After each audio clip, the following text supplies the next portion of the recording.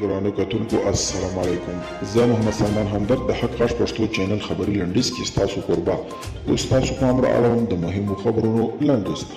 پخوانی ایرانی ډیپلوماټ او د افغان چارو څارونکی محسن روحي صفت ویلي د دې لپاره چې امریکا په لنډه موده کې د خپلو سرتیرو ایستلو ته لاره هواره او په دغه هیواد کې خپلې اوږدمهالې ګټې وساتي له طالبانو سره یې سرسري هوکړه کړې ده.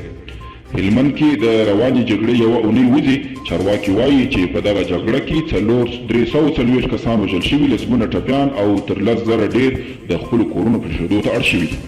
د امریکا ولسمشر ډونالډ ټرمپ په جورجیا کې خپلو پلویانو ته په خطاب کې ویلي ډېر شرم دی چې خلک ووایي بایډن له ټرمپ څخه ولسمشرۍ ټاکنې وګټلې. هیڅ ښه احساس به ونه لرم او ښایي د امریکا پرېښودو ته مجبور شم.